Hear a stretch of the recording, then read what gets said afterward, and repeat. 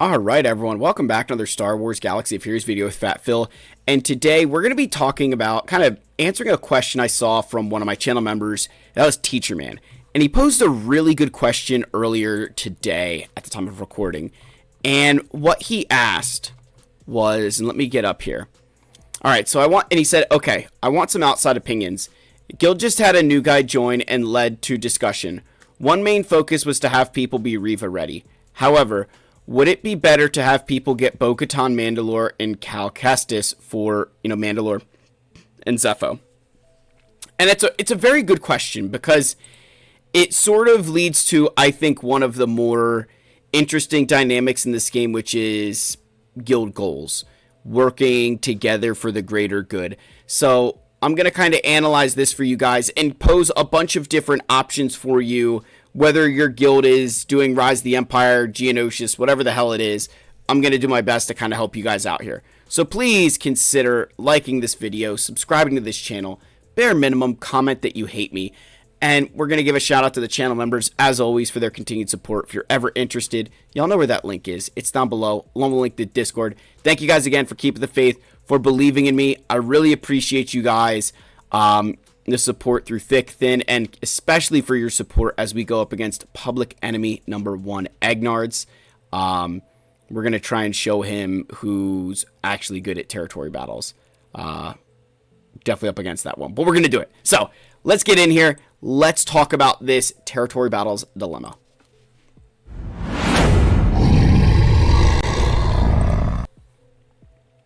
All right, folks. So let's start off with kind of analyzing these things. Which one first?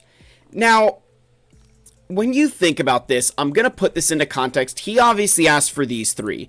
Now, I'm going to throw 2 more characters kind of into the mix here and just explain away. We've got Wat Tambor, and you also have General Mundi, right? General Conehead. These 2 characters are very different than even your, if you think about Rebel Officer Leia Organa, who's also a territory battle character, and Imperial Probe Droid. They are very different because Imperial Probe Droid Leia are accessible with much cheaper currency than Wat Tambor and Ki-Adi-Mundi, right? Ki-Adi-Mundi. I might have said them right that time.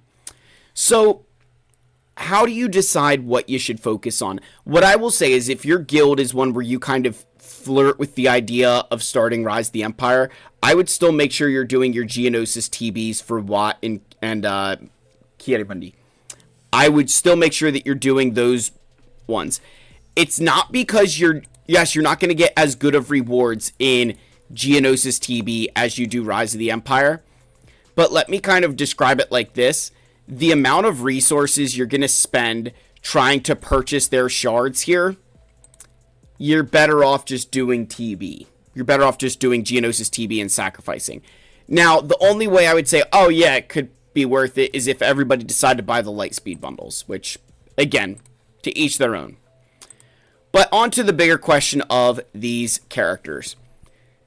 To understand the impact of what these things are, you've got to kind of analyze what it takes to obtain them.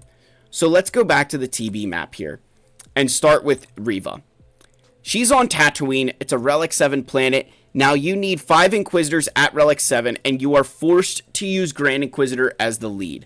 So even if you do eventually unlock Reva, gear her up, you still are forced to use Grand Inquisitor in this event. Now, this is a fairly easy planet to get to, and I'd argue that for most guilds, the mixed zone is going to be your bread and butter. That's where Jabba is. There's easy combats for everybody.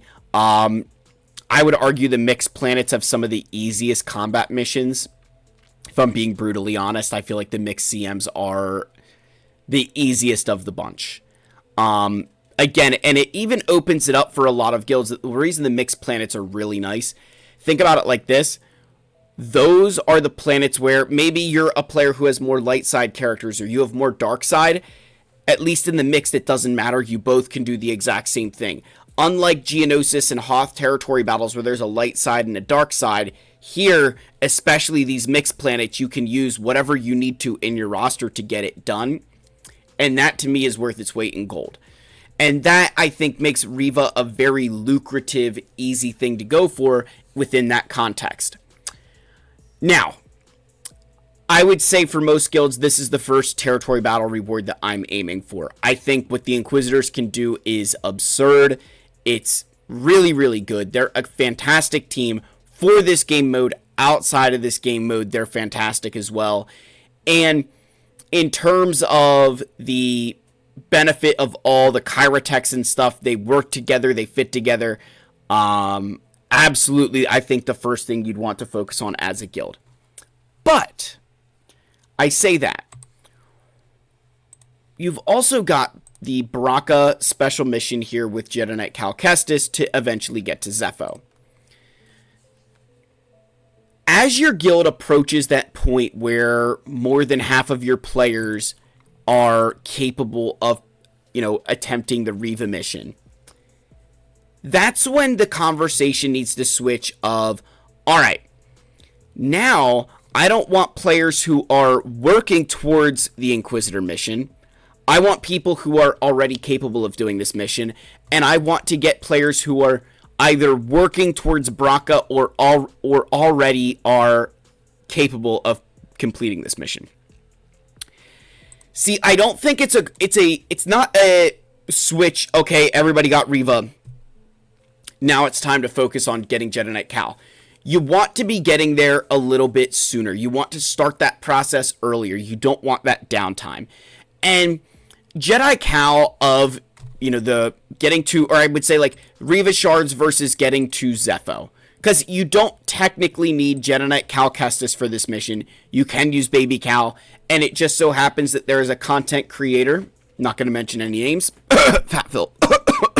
Sorry. Did you guys hear that person that said my name? That's kind of weird. Yeah, I just had this coughing fit and somebody said Fat Phil behind me. They're damn right. Fat Phil does have a guide going through the Baraka special mission with Cal Kestis and Cere Junda. And that is actually one that I did a couple of times. Like, I feel pretty good about that strategy. And I still have my mod loadout saved for what I used on Cal Jr. and what I used on Cere with Cal Jr. So, yeah. This one is a very unique one to focus on because there is that, hey, maybe you're not going to be able to get Jedi Knight Cal Kestis, but if you get Cere, you get Baby Cal, use them with your Rey or something, and it's still a good team. And with the proper modding, which I'm not going to say the modding's super easy, but with proper modding, this is a very doable mission. Because I get Jedi Knight Cal is a significantly harder investment to swallow than Inquisitors. Even though there's more Inquisitors, you think with Jedi Knight Cal, the biggest problem, in my opinion, I've always said the biggest problem with Cal is you're going to be investing in characters like Merrin. Okay, fine. But if you don't have Night Sisters, dud. You're going to be investing in Tarful and Saw Gerrera, where if you don't have Wookiees, if you don't have Rebel fighters, it's not beneficial in the current moment in time. Look, I still have a Gear 12 Tarful. He's just not a character that I've had use for yet. So, I'm not trying to, I won't say judge too harshly. I'm not trying to dissuade you and say, oh, Cal, Jedi Knight Cal's worth it. Jedi Knight Cal's great. But it's a harder pill to swallow when you think that the Inquisitors, all the relics you've invested in them for this mission, almost all of them end up getting used with Riva anyway, once you do unlock her, where Jedi Knight Cal still needs a full Jedi team after you've unlocked him. So, the question really becomes, I think, Riva, so I said Riva's first, and then I started talking about Baraka, and that's kind of the order that I would say makes more sense for guilds is you go for Jedi Knight Cal, and then eventually going for Bo-Katan. The bigger reason for this is because of when the planets open up, right? And here's what I mean. When you think about trying to, unlock, going for these planets, you've got to recognize when you can actually start chipping away at that planet. So when you look at the territory battle map right here, you can see that the Baraka and then Zeffo, right, are each one zone ahead of Tatooine and Mandalore. So you have an extra day to do Zeffo comparative to what you would do Mandalore. You have an extra day for Baraka than you do Tatooine. And that's assuming that you're not delaying yourself before that period of time. Any kind of delays are pushing that out. The other thing with the Bo-Katan mission that's a little bit more challenging, or the Bo-Katan mission I would say is easier. What's more challenging with Mandalore, obviously it takes more galactic power, but your combats are Relic 8 and a Relic 9, with 2 of the combats requiring Bo-Katan Mandalore and Mandalorians at Relic 9, and then Dark Trooper Moff Gideon at Relic 8. So it's a much more limited array of combats comparative to Zeffo, where one of those combats requires Jedi Knight Cal Kestis, who most people build for the mission, so that's easy enough. An unrestricted, which this can be a very challenging mission, but again, with the right lineup, pretty simple. But there's also an UFU mission, which, again, with the right UFUs, very doable. So Zeffo is a much easier pill to swallow. You don't get nearly as good of rewards, but I do think I would still focus there before trying to get to Mandalore, because I think that a lot of guilds will struggle as you get to Mandalore.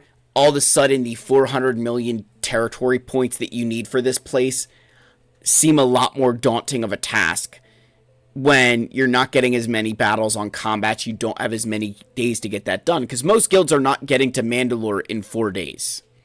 Right? My guild gets there in 4 days. Most people are not doing that. So now it's an even more limited time that your guild would have to focus. And I just think that it's a better thing to grow into. Now, how does that look for guild recruitment? What does this mean for when you're looking for a player to bring into your guild? Again, and I kind of broke that down where like days 3 to 6 is the available times that you could do Zeffo or working towards your Inquisitors, right? Working towards the Reva shards. Like, you could unlock Tatooine day 3 and not do anything, fill the platoons, and then day 6 you would be able to still get Reva, right? So that option is there, that you can kind of preload that planet if you need to get the ops done. That's something I would highly recommend. Where you can see here with the Mandalorians, it's only days 4 to 6. You only have days 4 through 6 to try to get make a dent on Mandalore. So, as I said, guild recruitment, and I was kind of alluding to this earlier, if your guild is in a position where you guys are getting to Zeffo, the vast majority of the guild has Jedi Cal, that's when you want to be making that push towards Mandalore. At the point where, hey, we've done this, now we need to focus here. And when you're trying to bring players into the guild, you want to try to look for the ones who are actively working on the things that your guild is. You don't want to bring somebody into your guild that, hey, we're 2 months away from Reva and their Inquisitors are level 1 gear 1. That's a problem for a lot of reasons, but the biggest reason being that person is now going to be without Reva, which means their Grand Arena could suffer, their Territory Wars could suffer, Conquest, whatever else. But also, they're going to feel the need to adjust their levels on their Inquisitors. They're going to want to invest gear in them, while the rest of you are investing gear in Zeffo or Mandalore. And so it's better in some instances to find that player who more fits your guild.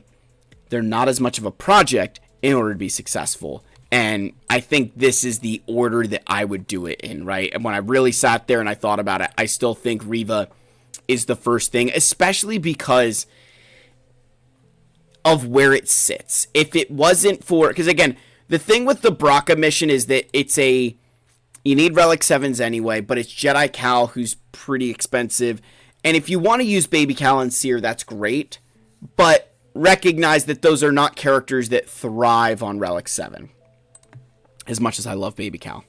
So, I hope this kind of helps you guys a little bit. I kind of, like, you know, it was something that I thought was a really good question, and I hope I kind of answered it and gave you guys something to think about, you know, as your guilds are kind of planning for territory battles. Sorry, I'm hitting that, like, this past night when I was up. Charlie, sorry, gotta get personal at the end here. I'm like struggling to get through because Charlie, last night, she did not want to go to sleep. So I was holding her in her room, and I woke up, I don't know, probably 10 times between 10 o'clock and like 2:30. And then finally I just brought her into our bed, and she cried for like 2 hours straight. And so sleeping was not fun last night. So sorry if I trailed off a little bit there at the end. But I wanted to fight through and get this video out there for you guys. So I appreciate you all. May the force be with you. And I'll see you in the next one. Cheers, my friends.